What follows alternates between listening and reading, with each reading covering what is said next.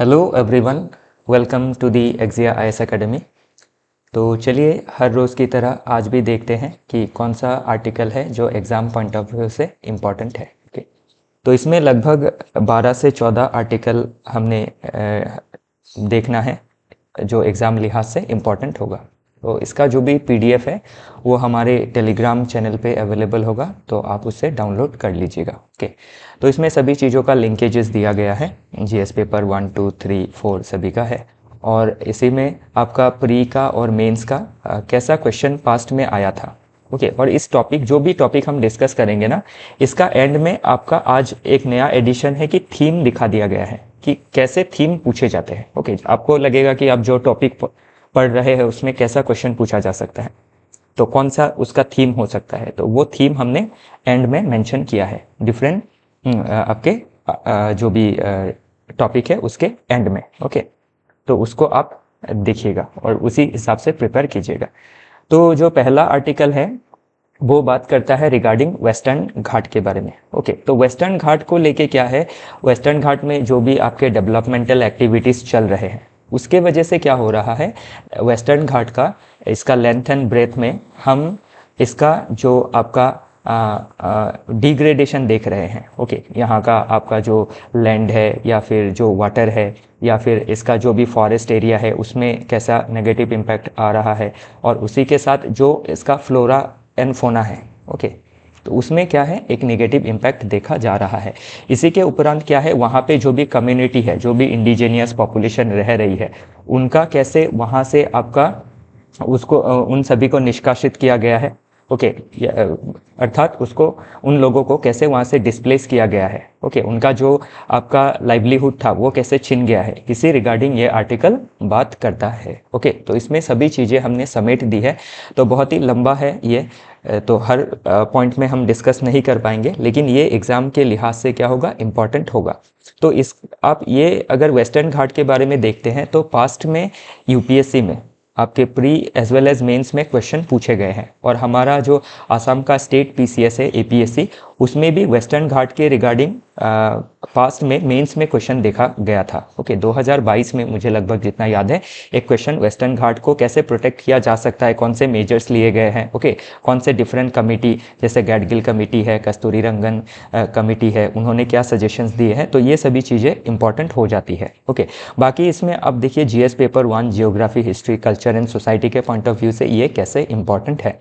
Okay, तो ये influence करता है रीजनल आर्ट को, लिटरेचर को, ओके, ट्राइबल कम्युनिटीज़ को, तो ये सभी चीज़ें हमें जानना ज़रूरी हो जाता है। और आपका जो ओवरऑल वेस्टर्न घाट है वो 6 स्टेट में है। ओके, आपका गुजरात से लेके गुजरात, महाराष्ट्र, कर्नाटका, केरला, तमिलनाडु। ओके, तो इन सभी स्टेट से होके गुजरता है, तो इसीलिए क्या है, ये जो वेस्टर्न घाट का जो भी आपका फिजिकल इसका फीचर्स है वो भी आपको देखने ज़रूरी है। ओके, डिफरेंट रिवर्स के लोकेशन, ओके, कौन कौन से रिवर वेस्टर्न घाट से ओरिजिनेट हो रहे हैं, कौन से वेस्ट को फ्लो करते हैं, कौन ईस्ट को फ्लो करते हैं, तो ये सभी चीज़ें आपको देखनी ज़रूरी हो जाती है। और सभी चीज़ें इसमें आपको अलग से नहीं पढ़ना है, अलग सोर्सेस को नहीं ढूंढना है, इसी में सभी चीज़ें मेंशन कर दी गई है। ओके, तो divided into 3 sections. Okay, north western Ghat, central western Ghat, southern western Ghat, तो कौन कौन से स्टेट इसमें आते हैं ये भी दिखा दिया गया है। मेजर पीक कौन से है, अनाईमुड़ी है हाईएस्ट पीक इन वेस्टर्न घाट जो केरला में है। ओके, तो ये सभी चीज़ें क्या है, फैक्चुअल है, तो ये आपके प्रीलिम्स में पूछी जा सकती हैं। तो सभी चीज़ें बहुत ही सिंपल तरीके से इसमें दिया गया है, पढ़ते ही आपको सभी चीज़ें याद रहेंगी। ओके, और आप समझ भी पाएंगे।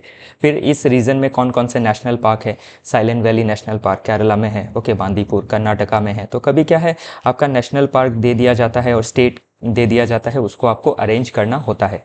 ओके, ये प्रीलिम्स में होता है, तो ये सभी चीज़ें भी इसमें मेंशन कर दी गई है, मतलब पूरा हॉलिस्टिकली इस नोट को आपको दे दिया गया है।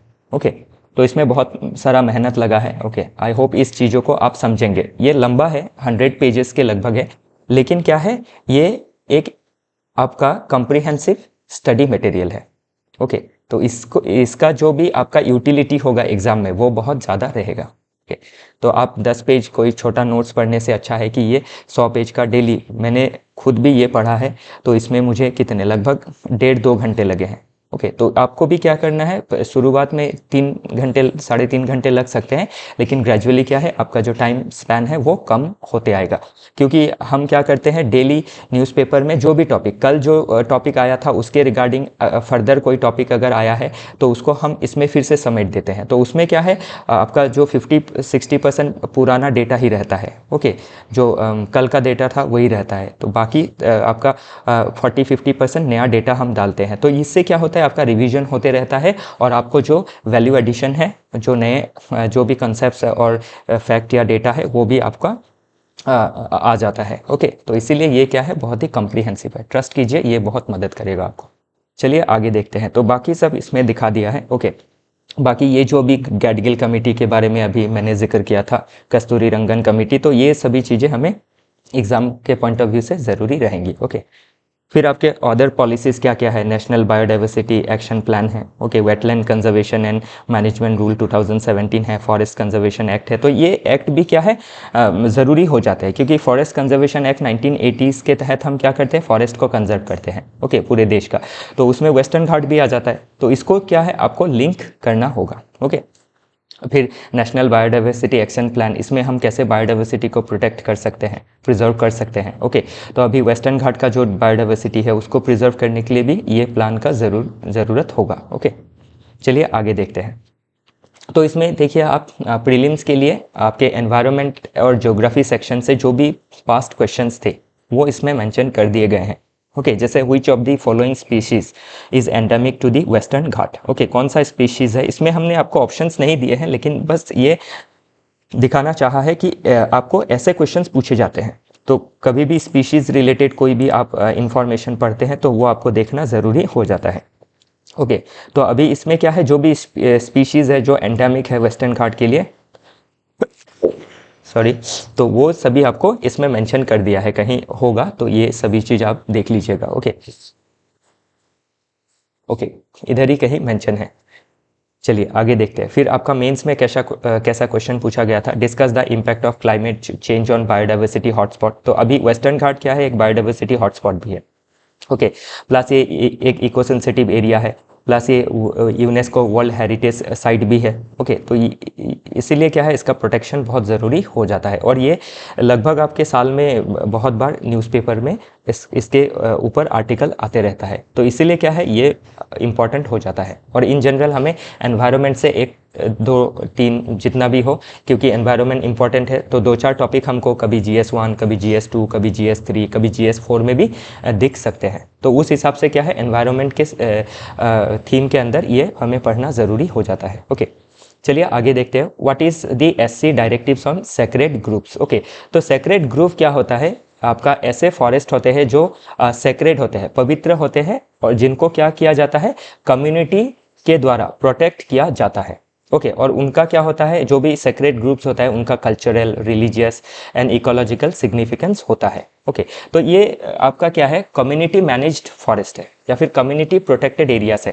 तो आप इंडिया के 28 स्टेट्स और 8 यूनियन टेरिटोरी में आप डिफरेंट ट्राइब्स देखते हैं, डिफरेंट कम्युनिटी के लोग रहते हैं। तो इनका क्या है, फॉरेस्ट के साथ एक बहुत अच्छा कनेक्शन रहता है, एक बहुत अच्छा तालमेल रहता है। और फॉरेस्ट में जैसे आपका पेड़ हो गया, रिवर हो गया, इनको क्या है, पूजा भी जाता है, पूजा भी किया जाता है। तो इस हिसाब से ये क्या हो जाते हैं, सेक्रेड हो जाते हैं। और इनको क्या है, आपके हज़ारों सालों से जो लोकल कम्युनिटी है वो इनको प्रोटेक्ट करते आई है। ओके, तो डिफरेंट स्टेट में इनको डिफरेंट नाम से जाना जाता है। तो ये चीज़ें इसमें मेंशन की गई है, तो प्रीलिम्स में ये फैक्ट पूछे जा सकते हैं। तो अभी हाल फिलहाल का मुद्दा क्या है कि सुप्रीम कोर्ट ने क्या कहा है, आपके राजस्थान जो गवर्नमेंट है उनको डायरेक्शन दिया है कि जो भी सेक्रेड ग्रुप्स है उनको मैपिंग करना है। ओके, और मैपिंग करके उनको वाइल्ड लाइफ प्रोटेक्शन के तहत प्रोटेक्शन देना है। मतलब जो फॉरेस्ट डिपार्टमेंट है उनको इसका आपका प्रोटेक्शन एंड प्रिजर्वेशन का जो दायित्व है, जो रिस्पॉन्सिबिलिटी है, वो दे दिया जाएगा। तो अभी ये चीज़ क्या है, जो वाइल्ड लाइफ प्रोटेक्शन एक्ट 1972 के अंदर जो आपका फॉरेस्ट डिपार्टमेंट को सेक्रेड ग्रुप्स का प्रोटेक्शन का जो रिस्पॉन्सिबिलिटी है वो दिया जाएगा। तो ये चीज़ें अभी क्या कर रही है, जो फॉरेस्ट राइट एक्ट ऑफ 2006 है, ये इसके साथ क्या कर रहा है, कॉन्ट्राडिक्ट कर रहा है। तो फॉरेस्ट राइट एक्ट क्या कहता है कि जो फॉरेस्ट ड्वेलर्स है, जो फॉरेस्ट में रहने वाले कम्युनिटीज़ है, उनको राइट रहेगा अपना फॉरेस्ट खुद मैनेज करने का। ओके अपना फॉरेस्ट वो खुद जो ग्राम सभा होता है पंचायत का, उसके ज़रिए गांव के जो भी लोग निवासी है वो इसको प्रोटेक्ट करेंगे। तो अभी अगर ये सुप्रीम कोर्ट के डायरेक्शन के बाद अगर इन सभी जो सेक्रेट ग्रुप्स है इनको अगर आपका वाइल्ड लाइफ प्रोटेक्शन के अंडर में लाया गया और फॉरेस्ट डिपार्टमेंट को मैनेज करने दिया गया, तो ये क्या करेगा, जो कम्युनिटी का राइट्स होता है ओके फॉरेस्ट को प्रिजर्व करने का, फिर कम्युनिटी का जो राइट्स होता है फॉरेस्ट से जो भी मिनिमम ज़रूरी उनको रिसोर्सेज चाहिए वो कलेक्ट करने का, उसमें क्या है बाधा आएगा। तो ये इसी चीज़ को ये आर्टिकल दर्शाता है। तो अभी क्या है, आने वाले एग्जाम के लिए ये चीज़ें आपके लिए बहुत इंपॉर्टेंट रहने वाली है ओके। और बाकी जितने भी इसके प्रोबेबल एस्पेक्ट है, जो भी इसका कॉन्सेप्ट है, डेटाज है, फैक्ट है, सभी इसमें मेंशन कर दिए हैं ओके। तो इसमें वाइल्ड लाइफ प्रोटेक्शन एक्ट क्या कहता है, फॉरेस्ट राइट एक्ट क्या कहता है, तो ये सभी चीज़ें मेंशन कर दी गई है। तो एकदम ईजी है। जैसे कि ऑब्जेक्टिव में आप फर्स्ट पॉइंट मैं आपको बताता हूँ, protect biodiversity under state control, कि स्टेट कंट्रोल के अंडर में क्या होगा, फॉरेस्ट, सभी फॉरेस्ट को प्रोटेक्ट किया जाएगा ओके, जो भी forest wild life protection act के अंडर में है। फिर फॉरेस्ट राइट एक्ट क्या कहता है, ये ट्राइबल जो राइट्स है फॉरेस्ट के ऊपर उसको रिकॉग्नाइज करता है। तो अभी आप देख सकते हैं एक तरफ फॉरेस्ट में जो ड्वेलर्स रहते हैं उनको भी राइट्स को रिकॉग्नाइज कर दिया गया है, और इधर वाइल्ड लाइफ प्रोटेक्शन के अंदर उसी फॉरेस्ट को अगर आपका डिक्लेयर्ड कर दिया जाएगा under wild life protection act okay, तो क्या होगा, ये जो फॉरेस्ट ड्वेलर्स है इनका राइट्स वॉयलेट हो जाएगा ओके। तो एक डायलामा वाला सिचुएशन है, एक कन्फ्लिक्ट, एक कंट्राडिक्शन वाला सिचुएशन है ओके।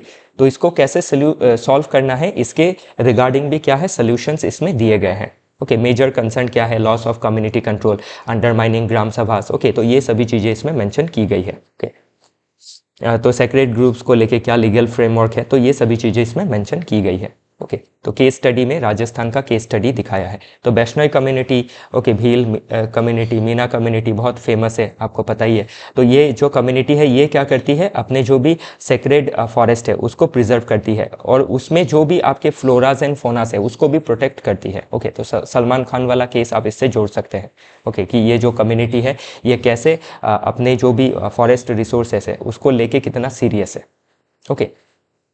चलिए आगे देखते हैं। बाकी इसमें प्रीवियस ईयर क्वेश्चन पेपर का आपका एनालिसिस दिया गया है, दिखा दिया गया है कि कैसे क्वेश्चन पूछे गए हैं ओके। तो हम आपको सब्सटेंशिएट करके भी बता रहे हैं कि ये जरूरी है, आपको पढ़ना है ये सभी चीज़ें ओके। क्योंकि पास्ट में आप देख सकते हैं सेक्रेट ग्रुप्स रिलेटेड क्वेश्चन आए हैं, discuss the role of sacred groups in biodiversity conservation okay, ठीक है ना। फिर आपका examine the conflict between wildlife protection act and forest right act 2021 में पूछा गया है, और आने वाले समय में फिर पूछा जाएगा ये, ठीक है ना। तो ये सभी चीज़ें देखनी ज़रूरी हो जाती है ओके। चलिए आगे देखते हैं। तो इसमें आपका वे फॉरवर्ड दिया गया है कि जॉइंट आपका फॉरेस्ट मैनेजमेंट मॉडल लेना चाहिए। तो जॉइंट फॉरेस्ट मैनेजमेंट मॉडल क्या होता है, जिसमें क्या है, स्टेट और जो आपके लोकल कम्युनिटी है जो ग्राम सभा के थ्रू आपका फॉरेस्ट को मैनेज करती है, तो इन दोनों के बीच क्या है, कोऑर्डिनेशन ला देने से हो जाएगा। मतलब जॉइंट फॉरेस्ट मैनेजमेंट मॉडल क्या है, एक इसका सोल्यूशन है, एक बीच का रास्ता है ओके। तो ये सभी चीज़ें आप देख सकती है। जो कस्टमरी राइट्स है आपका इंडिजिनियस कम्युनिटी का, उसको रिकॉग्नाइज करना ज़रूरी है ओके। इको टूरिज्म प्रमोट करना है, ताकि क्या करे, लोकल जो कम्युनिटी है वो अपना जो भी फॉरेस्ट है, सेक्रेट ग्रुप्स है, उसको प्रोटेक्ट कर सके, और टूरिज्म भी प्रमोट हो, प्लस आपका इकोनॉमिक वेलबींग भी इंश्योर किया जा सके ओके। तो इसमें हमने थोड़ा ज़्यादा समय लगाया समझने में। तो चलिए आगे देखते हैं। Congress, Sikkim, BJP oppose plan to rebuild Teesta dam okay. तो अभी जो तीस्ता डैम जो था, तीस्ता डैम, तीस्ता में लगभग मुझे जितना याद है 2 से 3 शायद डैम है ओके। जो आपके जो ग्लेशियल लेक आउटबर्स्ट फ्लड आया था 2023, तो उसमें ये डैम्स डैमेज हो गए थे, और डैम की वजह से ही क्या हुआ था, जो फ्लड आया था ग्लेशियल लेक आउटबर्स्ट की वजह से, वो फ्लड क्या हो गया था और एग्रीवेट हो गया था।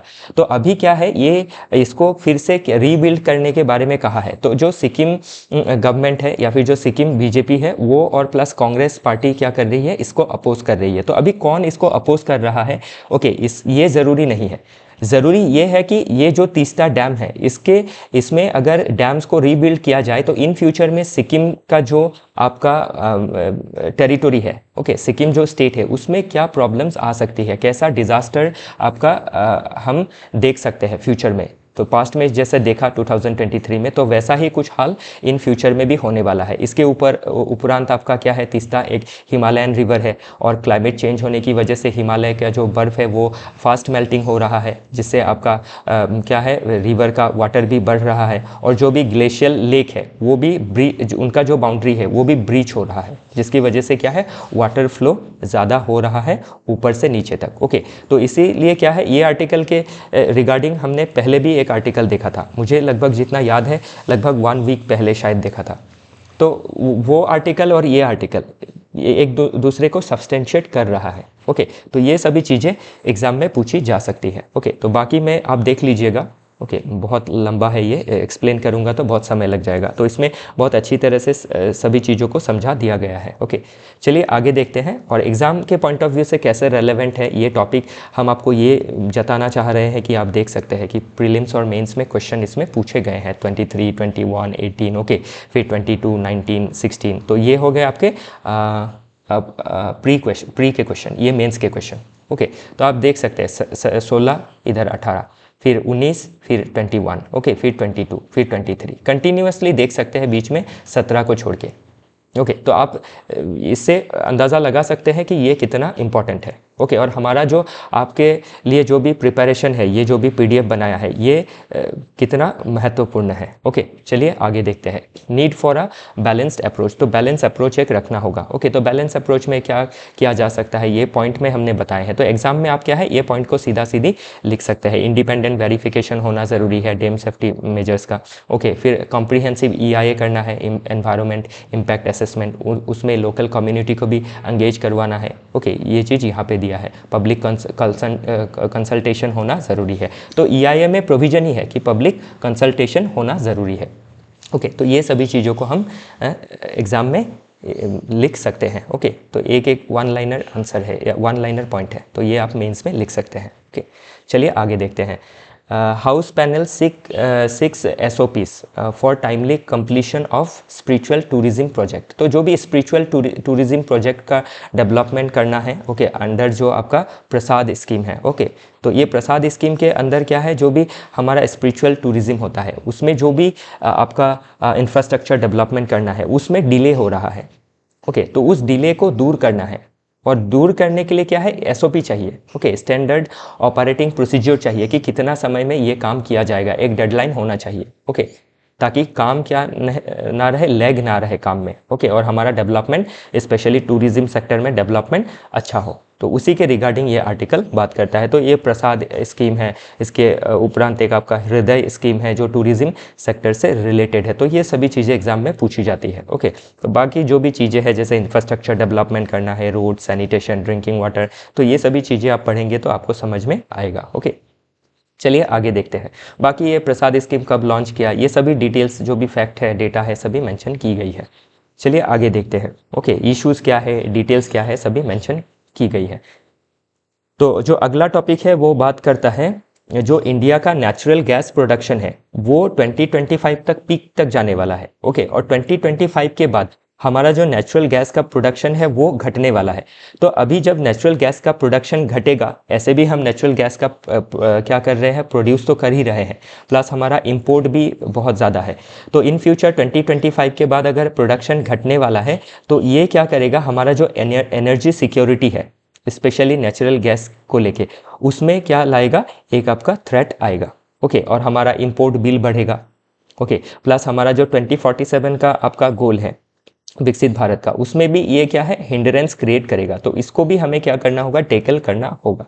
और प्लस क्या है, नेचुरल गैस जो है वो आपका क्लीनर फ्यूल है, जिससे क्या है, हम क्लाइमेट चेंज के जो भी प्रॉब्लम है उसको हम मिटिगेट कर सकते हैं। तो इसीलिए ये आर्टिकल क्या है, एग्जाम पर्सपेक्टिव से ज़रूरी हो जाता है। तो बाकी सभी चीज़ें इसमें मेंशन की गई है विथ डेटा की, एनुअली कितना डिक्लाइन हो रहा है। ओके, फर्दर हमारा रोड मैप क्या हो सकता है। ठीक है, चलिए आगे देखते हैं। नेक्स्ट जो आर्टिकल है वो बात करता है regarding cotton mission eyes new technology to boost yield. Okay, tackle pest. तो अभी पिंक बॉलवर्म का जो प्रॉब्लम है, ओके, तो उसके वजह से क्या हो रहा है, हमारा कॉटन का जो यील्ड है वो घट रहा है।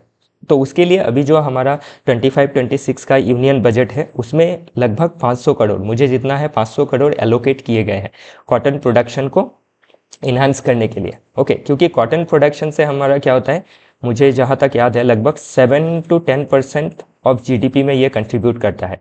तो इसका जो भी प्रोडक्शन है सॉरी, तो इसका जो भी प्रोडक्शन है उसको ठीक करना, उसको बूस्ट करना बहुत ज़रूरी हो जाता है। ओके, तो बजट भी क्या कर रहा है, फोकस कर रहा है। ये रहा 500 करोड़ का एलोकेशन किया गया है। तो इसके लिए क्या है, अब इससे एक क्वेश्चन आ सकता है। ओके, तो ICAR जो है, Indian council for agricultural research, तो वो कैसे रिसर्च कर रहा है, कैसे हमारा जो भी यील्ड है उसको कैसे बढ़ाया जा सकता है, कैसे बायोटेक्नोलॉजी यूज़ करके आपके जो भी कॉटन प्रोडक्शन है उसको कैसे बूस्ट किया जा सकता है, वो चीज़ें पढ़ने हमें ज़रूरी हो जाती है। तो देखिए आप कैसे यील्ड घट रहा है वो देख सकते हैं। ओके, तो 2019 में आपका क्या था, 360 लाख बेल्स था, अभी 299 तक घट गया है। तो इसीलिए यहाँ पे क्या किया गया है, 500 करोड़ एलोकेट किया गया है, एज वेल एज टारगेट भी रखे गए हैं कि कैसे हमें 5 साल तक 400 लाख बेल्स तक प्रोडक्शन कॉटन का बढ़ाना है। ओके, तो ये सभी चीज़ें एग्जाम के पर्सपेक्टिव से ज़रूरी हो जाती है। चलिए आगे देखते हैं, बाकी जो भी चीज़ें हैं इसमें मेंशन की गई हैं, आप देख सकते हैं ये। ओके, तो चैलेंजेस क्या है, सोल्यूशन क्या है। ओके, आप देख सकते हैं सोल्यूशन, चैलेंज, ये अभी एग्जाम में क्या पूछा जाता है, चैलेंजेस। तो चैलेंज में 1 2 3 4 5 चैलेंज आपने लिख दिए, सोल्यूशन में आपने 5 सोल्यूशंस लिख दिए, आपका आंसर कंप्लीट हो गया। ओके, या फिर एंड में जो भी स्टेप लिया गया है वो आप देख सकते हैं। ओके, ये रहा डेटा कि 7% जीडीपी को कंट्रीब्यूट करता है। तो इसीलिए ये एक इम्पॉर्टेंट आस्पेक्ट हो जाता है। इसको आपका जो भी इसका प्रोडक्शन जो कम हो रहा है उसको बढ़ाना ज़रूरी हो जाता है। ओके, जो नेक्स्ट आर्टिकल है वो बात कर रहा है about duty exemption on scrap of 12 critical minerals. Okay, तो इसमें क्या है, जो भी हमारे क्रिटिकल मिनरल है वो स्पेशली जो भी स्क्रैप मटेरियल है उससे आपका कैसे एक्सट्रैक्ट किया जा सकता है। ओके, उसके बारे में ये आर्टिकल बात करता है। तो इसमें अगेन क्रिटिकल मिनरल के बारे में बात किया है। तो क्रिटिकल मिनरल आज के मॉडर्न इकोनॉमी के लिए, आज के डिजिटल इकोनॉमी के लिए, या फिर आज का जो 4th इंडस्ट्रियल रेवोल्यूशन है उसमें क्रिटिकल मिनरल्स का क्या है, बहुत ज़्यादा इंपॉर्टेंस है। ओके, तो ये कैसे इकोनॉमी को बूस्ट करेगा, इसका क्या यूजेस है। ओके, क्रिटिकल मिनरल में हमारे कौन कौन से चैलेंजेस इंडिया फेस कर रहा है, तो ये सभी चीज़ें क्या है हमारे इसमें मेंशन कर दिया गया है। ओके, इसके बाद कुछ दिन पहले ही हमने एक आर्टिकल देखा था, national critical mineral mission. Okay, तो उसके साथ ये आप जोड़ के देख सकते हैं। ओके, तो ये भी क्या है, एक ज़रूरी टॉपिक हो जाता है एग्जाम के लिए। ओके, मिनरल्स के बारे में, क्रिटिकल मिनरल्स के बारे में। ओके, चलिए आगे देखते हैं। तो आगे वाला जो टॉपिक है, नेक्स्ट टॉपिक, ये बात करता है रिगार्डिंग आपका टैक्स कट के बारे में। तो मैंने आपको पहले ही बोला था, ओके, 1 फरवरी को जब बजट आया था, कि अभी क्या है, लगभग 1-2 वीक्स हमारे क्या होंगे, बजट के ऊपर ही डिस्कशन चलता रहेगा, और बजट रिगार्डिंग उसका डिफरेंट एस्पेक्ट को लेके डिफरेंट टॉपिक पेपर में आएंगे, और ये सभी चीज़ें हम क्या करेंगे, बार बार कवर करेंगे। ओके, ऐसा नहीं है 1 फरवरी को बजट डिस्कशन हो गया तो काम तमाम, और पढ़ाई उतनी ही करनी है, उतनी उससे बहुत ज़्यादा करनी है। ओके, उन्हीं चीज़ों को फर्दर हमें देखते रहना है कि डिफरेंट जो ऑथर है वो कैसे इसके ऊपर डिफरेंट एस्पेक्ट रख रहे हैं। ओके, क्योंकि ये सभी चीज़ों से हमें क्वेश्चन पूछा जाएगा, और स्पेशली जो इकोनॉमी का सेक्शन है उसमें क्या होता है, हमारे जो भी चेंजेस देखे जा रहे हैं साल भर, ओके, वो पूछे जाते हैं। तो ये बहुत डायनेमिक हो जाता है। जीएस पेपर 3 अपने आप में एक डायनेमिक पेपर हो जाता है। तो ये जो डायनेमिज्म है इसको हम कैसे टेकल कर सकते हैं, एकदम ईजी है। डेली न्यूज़पेपर का जो भी आर्टिकल है उसको कवर करते रहना है, और डिफरेंट एस्पेक्ट्स हमें कवर करते रहने हैं। ओके, तो सभी चीज़ें जो पास्ट में हमने देखी थी लास्ट 1 वीक के लगभग में, वो सभी चीज़ें इसमें मैंशन की गई है। ओके, और इसमें आपका देखिए यूपीएससी रेलेवेंस, इसमें थीम बता दिया गया है कि फिस्कल पॉलिसी के ऊपर क्वेश्चन पूछा जाता है। फिर अभी डिमांड ड्रिवन ग्रोथ, तो डिमांड इस बार क्या किया गया है, जो टैक्स इंसेंटिव्स दिया गया है, जो टैक्स कट दिया गया है, उसका मतलब क्या है कि गवर्नमेंट चाह रही है कि एक डिमांड ड्रिवन ग्रोथ हो। ओके, तो अभी लोगों के पास जब 1 लाख करोड़ टैक्स छूट दे रही है गवर्नमेंट, तो 1 लाख करोड़ लोगों के हाथ में आएंगे, मतलब 1 ट्रिलियन पैसे आएंगे। तो उस 1 ट्रिलियन पैसे से लोगों के पास हाथ में डिस्पोजेबल इनकम बढ़ जाएगा। तो डिस्पोजेबल जब इनकम बढ़ेगा तो लोगों का क्या है, जो कंज्यूम करने का प्रोपेंसिटी है वो भी बढ़ेगा। ओके और उससे क्या है, एक मल्टीप्लायर इफेक्ट हमें देखने को मिलेगा। तो जो मैं हमेशा बताते आ रहा हूँ कि जब डिस्पोजेबल इनकम बढ़ेगा तब लोगों का आपका डिमांड बढ़ेगा कि हमें घर बनाना है, हमें गाड़ी लेना है, हमें नए इलेक्ट्रॉनिक डिफरेंट इक्विपमेंट्स लेने हैं, तो मार्केट में वो चीज़ें प्रोड्यूस भी होना पड़ेगी, तो प्रोडक्शन भी होगी। तो इस बार क्या किया गया है, गवर्नमेंट ने कैपिटल एक्सपेंडिचर पे ज़्यादा ध्यान नहीं दिया है। ऐसे हमारा जो डेवलपमेंट होता है वो कैपेक्स लेड डेवलपमेंट होता है कि सरकार सड़कें बनाने लग जाती है, ओके, और डिफरेंट आपके जो भी कैपिटल एक्सपेंडिचर होते हैं उनमें खर्च होता है। तो उससे क्या होता है, एक आपका एम्प्लॉयमेंट जनरेट होता है, पैसे आते हैं लोगों के पास, इकोनॉमी फिर रन करने लगता है। तो इस बार क्या किया गया है, उसके जगह ओके कैपेक्स लेड डेवलपमेंट की जगह डिमांड ड्रिवन डेवलपमेंट या ग्रोथ का बारे में बात किया है। डेवलपमेंट नहीं, एक्चुअली ग्रोथ होगा। ओके तो कैपेक्स लेड ग्रोथ की जगह डेवलपमेंट ड्रिवन ग्रोथ के बारे में कहा गया है। तो इसके क्या प्रोज है, क्या कौन से, इसमें स्पेशली ये क्वेश्चन आ सकता है इन फ्यूचर में इस वर्ड के रिगार्डिंग। तो ये चीज़ें आपको देखनी ज़रूरी होंगी। ओके तो इसका बोथ साइड ही है, हाँ, दोनों चीज़ों में बोथ साइड है। एक कैपेक्स लेड ग्रोथ में आपका उसका भी पॉजिटिव नेगेटिव है, डिमांड ड्रिवन ग्रोथ का भी पॉजिटिव नेगेटिव है। आपको सिर्फ एक साइड नहीं देखना है, और यही चीज़ें हमें क्या है इन आर्टिकल्स से ये पता लगता है। ओके ये आपको कोई आप एक तरह का किताब पढ़ते रहेंगे किसी राइटर का, तो उससे आपको ये चीज़ें डेवलप नहीं होंगी। ओके तो इसीलिए क्या है, आपको ये सभी चीज़ें कवर करनी ज़रूरी है। तो जो भी चीज़ें हैं इसमें मेंशन कर दी गई है, आप देख सकते हैं। फिर से हमें इकोनॉमिक ग्रोथ, इन्वेस्टमेंट साइकिल, ये सब चीज़ों में क्वेश्चन पूछा जाता है इन सब मुद्दों में। Okay public versus private sector spending. तो इस बार क्या किया गया है, आपका पब्लिक प्राइवेट सेक्टर स्पेंडिंग में ज़्यादा ध्यान दिया गया है कि जब डिमांड बढ़ेगा, ओके तब क्या है, आपका पब्लिक सेक्टर स्पेंडिंग ज़्यादा होगा। ओके ये जस्ट ऐसा आपका सोचा गया है, अभी देखना होगा कि साल भर में क्या होता है।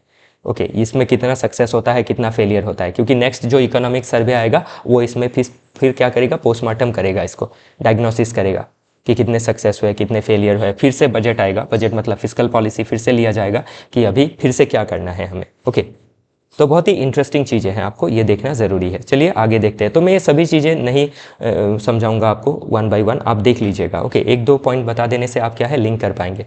तो मैक्रो इकोनॉमिक स्टेबिलिटी के बारे में, फिस्कल कंसोलिडेशन के बारे में, डेट मैनेजमेंट कैसे किया जा सकता है, ये सभी चीज़ों के बारे में पूछा जा सकता है और जाएगा। ओके मैं श्योर हूँ कि पूछा जाएगा। ओके तो ये सब चीज़ें जो भी डेटा से ये कंपेयर करके आपको सभी चीज़ें बतानी है। ओके चलिए आगे देखते हैं। तो जो अगला आर्टिकल है वो बात करता है a budget that is mostly good but with one wrong move. तो इसमें रॉन्ग मूव क्या है, अभी जो भी बजट में आपके लेक्यूनस देखे गए हैं, तो डिफरेंट जो भी आपके एक्सपर्ट है वो इसका लेक्यूनस भी क्या करेंगे, डिस्कस करेंगे। तो आपको जो मैं बोल रहा था थोड़े पहले कि क्या क्या चैलेंजेस है।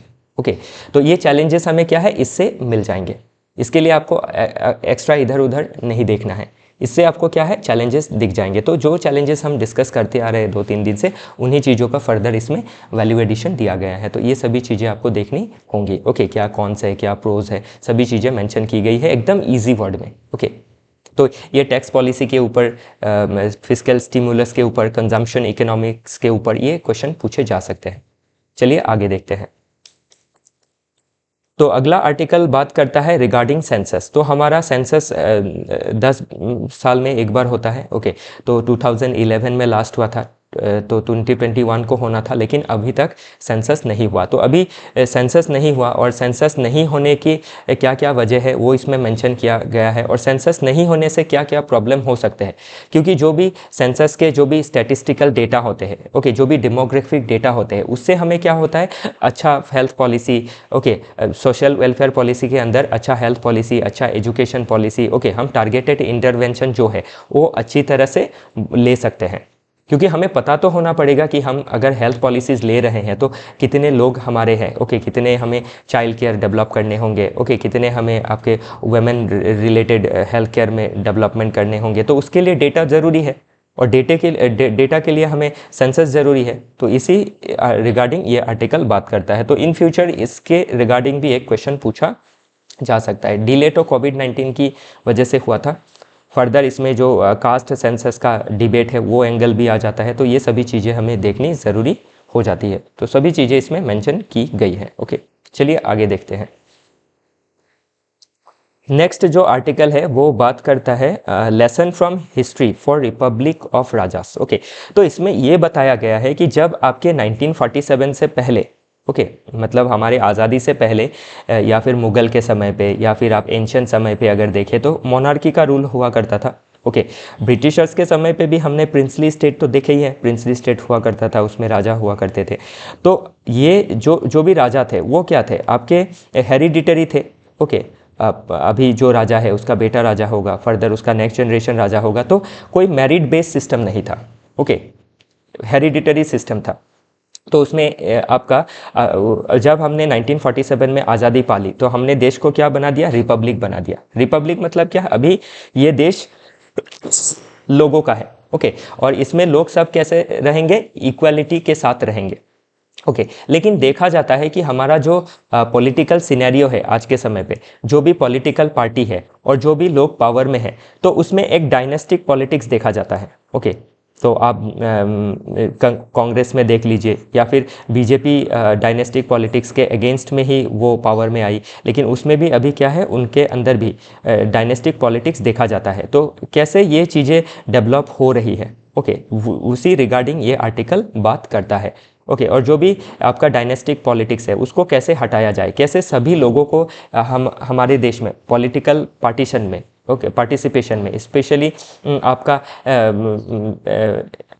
क्या बोलता है, पार्टिसिपेशन में एज अ कैंडिडेट, ओके, कैसे इक्वालिटी लाया जाए, उसके रिगार्डिंग ये आर्टिकल बात करता है। ओके, तो जो डायनेस्टिक पॉलिटिक्स है उसको हटाना है और जो डायनेस्टिक रियलिटी है, जो भी डेटा है, सभी चीज़ें इसमें मेंशन की गई है।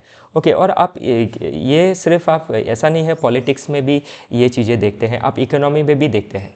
ओके, कि इकोनॉमी में भी जो लोग मतलब आपका पास्ट में जैसे लैंडलॉर्ड्स थे, अभी हमारे इकोनॉमी में वही लोग ज़्यादा पावरफुल हैं, ज़्यादा इन्फ्लुएंशियल है। ओके, और जो गरीब पिछड़े हुए हैं वो वैसे ही हालत में है। ओके, उनका जो डेवलपमेंट है वो जिस पेस से होना चाहिए था वो नहीं हो रहा है, इक्वालिटी नहीं आ रहा है। ओके, तो हम थियोरिटिकली तो रिपब्लिक है, ओके, लेकिन प्रैक्टिकली हमारा क्या है, जो रिपब्लिक आइडियल्स है उसका फुल फ्लेज इम्प्लीमेंटेशन नहीं हो रहा है। और क्यों नहीं हो रहा है, ये सभी चीज़ें इसमें मेंशन की गई है। तो इन फ्यूचर क्या है, ऐसे टॉपिक आप देख सकते हैं, एग्जाम में कहीं ना कहीं पूछ लिया जाएगा, ऐसे में आप इस चीज़ों को सब्सटेंशिएट कर सकते हैं, ऐसा कोई टॉपिक पूछा गया तो, ठीक है ना। चलिए आगे देखते हैं। तो इसमें ये सभी चीज़ें मेंशन की है। तो कांग्रेस में नेहरू गांधी फैमिली देखा जाता है, समाजवादी पार्टी में यादव फैमिली, आरजेडी में आपका लालू प्रसाद यादव फैमिली। तो ये सभी चीज़ें जो है एक हेरिडिटरी रूल की तरह देखा जा रहा है। तो इन्हीं सब चीज़ों को क्या करना है, आपका मेरिटोक्रेसी में तब्दील करना है, इसको हटा के मेरिटोक्रेसी के ऊपर इन चीज़ों को डिपेंड करवाना है और एक फेयरनेस लाना है, ठीक है, ताकि पावर, वेल्थ, अपॉर्चुनिटी सिर्फ फैमिली के अंदर ही कंसंट्रेट ना हो। ओके, क्योंकि पावर जो भी मिलता है, तो पावर क्यों मिलता है, पावर या फिर पावर में लोग आते क्यों हैं, सोसाइटी के वेलबींग के लिए। ओके, तो उसमें अगर किसी फैमिली का सिर्फ वेलबींग हो रहा है तो ये क्या कर रहा है, जो ग्रेटर गोल है हमारा इक्वालिटी का, सोशल जस्टिस का, वो फुलफिल नहीं कर पाएगा। तो उसी रिगार्डिंग ये आर्टिकल बात करता है। ओके, तो ये सभी चीज़ें आप देख लीजिएगा। नेक्स्ट जो आर्टिकल है ये डिस्कस करता है why the better of risk done की। ओके, तो अभी जो भी आप इमिग्रेशन का इशू देख रहे हैं यूएसए में, तो यूएसए ने लगभग 100 से भी ज़्यादा लोगों को जो इलीगली माइग्रेट किए थे यूएसए में, उनको डिपोर्ट किया है इंडिया में। तो अभी ये जो आर्टिकल है ये बात करता है कि क्यों हमारे जो वेल ऑफ पीपल है, ओके, जो जिनके पास पैसा अच्छा खासा है, ओके, ज़मीन अच्छी खासी है, घर है, ओके, उसके बाद भी ये हमारा देश छोड़ के अलग देश को क्यों माइग्रेट कर रहे हैं और क्यों डनकी जैसे रास्ते अपना रहे हैं। तो डनकी क्या है, जो आपने शाहरुख खान का मूवी देखा होगा कि कैसे उसमें इलीगल चैनल के ज़रिए, ओके, विदाउट वीज़ा पासपोर्ट कैसे इंग्लैंड चले जाते हैं। तो ये चीज़ें इसमें बताई गई है कि क्यों बेटर ऑफ फैमिली, जो पंजाब, गुजरात, जो एरिया बहुत बेटर ऑफ है और बेटर ऑफ फैमिली के बच्चे क्यों डनकी लेके बाहर जा रहे हैं।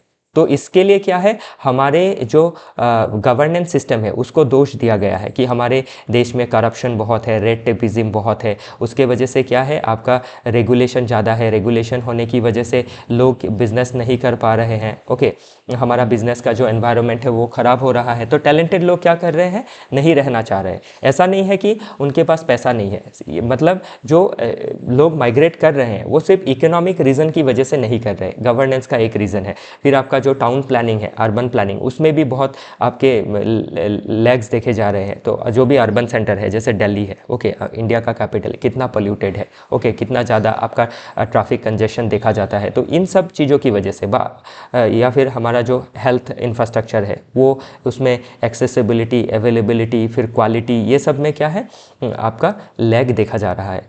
फिर एजुकेशन में क्वालिटी का लैग देखा जा रहा है। तो इसीलिए क्या है, लोग एक अच्छे लाइफ के लिए, ओके, अच्छा वो जो भी मन में उनका एस्पिरेशन है उसको फुलफिल करने के लिए स्पेशली वेस्टर्न कंट्रीज़ को चुन रहे हैं। जैसे आपका ये वेस्ट यूरोपियन नेशंस हो या अमेरिका हो या फिर कनाडा हो, ये सारे नेशंस में जा रहे हैं। ओके, तो इसको कैसे आपका ठीक किया जा सकता है, तो ये सभी चीज़ें इसमें मेंशन की गई है। तो ये बहुत ही अच्छा एक आपको इंसाइट प्रोवाइड करता है। मुझे पढ़ के बहुत अच्छा लगा ये आर्टिकल। ओके, तो ये सभी चीज़ें इसमें मेंशन की है, आप इसको देख सकते हैं। ओके, चलिए आगे देखते हैं। Can Myanmar's many parts make it whole again. तो अभी म्यांमार में जो आपका डिफरेंट पार्ट बन गया है, नॉट पार्टीज हैं, डिफरेंट पार्ट्स। तो अभी म्यांमार में क्या है, आपका एक फ्रेगमेंटेड पॉलिटी देखा जा रहा है। एक तो वहाँ का जो डेमोक्रेटिक गवर्नमेंट था अंडर द लीडरशिप ऑफ आंग सान सू की, ओके, तो उनको हटा के क्या किया गया, मिलिट्री जुंटा का पावर लाया गया। तो अभी क्या है, म्यांमार में आपका एक तरफ मिलिट्री जुंटा रूल कर रही है, दूसरे तरफ जो पुराने डेमोक्रेटिक लीडर्स थे वो एक तरफ है। फिर आपके जो भी म्यांमार के डिफरेंट रीजन में जो एथनिक ग्रुप रहते हैं उन्होंने अपना मिलिशिया फॉर्म कर लिया है। ओके, तो एक पूरा फ्रेगमेंटेशन देखा जा रहा है। ओके, और इस आर्टिकल में क्या है, ये हम आज 3-4 नंबर बार इसको डिस्कस कर रहे हैं। तो इस आर्टिकल में ये बताया गया है जो कॉलोनियल पॉलिसीज थी, क्योंकि म्यांमार को ब्रिटेन रूल कर रहा था बिफोर इंडिपेंडेंस। ओके, 1948 में म्यांमार को इंडिपेंडेंस मिला था।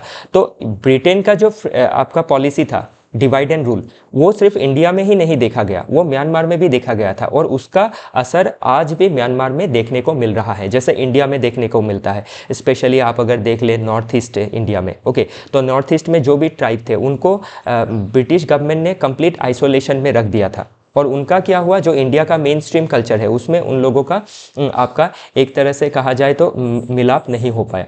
ओके, और बाद में इसीलिए जब इंडिपेंडेंस के समय आप देख सकते हैं कि जो नागालैंड है वहाँ में कैसे आपका रेजिस्टेंस देखा गया। तो यही सभी चीज़ें क्या है, आप अभी म्यांमार में देखी जा रही है। तो इसको कैसे ठीक किया जा सकता है उसी बारे में ये आर्टिकल बात करता है। और इन फ्यूचर आपको क्या है, कॉलोनियल लेगेसी के बारे में क्वेश्चन पूछा जा सकता है, और ऑलरेडी पूछा भी गया है। ओके, तो अफ्रीका में जो भी बॉर्डर डिमार्केशन हुए हैं उसमें कॉलोनियल लीगेसी कैसे रोल प्ले किया, वो सभी चीज़ें पूछी गई है। ओके, एथनिक कन्फ्लिक्ट के बारे में। तो ये सभी चीज़ें क्या है, आपको ऐसे स्पेशली खाली म्यांमार का केस नहीं देगा। ओके, कॉलोनियल लेगेसी क्या है, तब आपको क्या है अफ्रीका के बारे में, ओके, साउथ ईस्ट एशिया का म्यांमार के बारे में, फिर साउथ एशिया में आप बांग्लादेश, पाकिस्तान, इंडिया के बारे में, ये सभी चीज़ें आप डिस्कस कर सकते हैं। ओके, काफ़ी आपका इंटरेस्टिंग आर्टिकल है, बहुत अच्छा इंसाइट आपको ये प्रोवाइड करेगा। तो सभी चीज़ें इसमें मेंशन की है। ओके, तो आज मैंने चाहा कि आपको थोड़ा सा समझाऊं। ओके, तो समझाने को तो मैं पूरा आपको समझा सकता हूं, लेकिन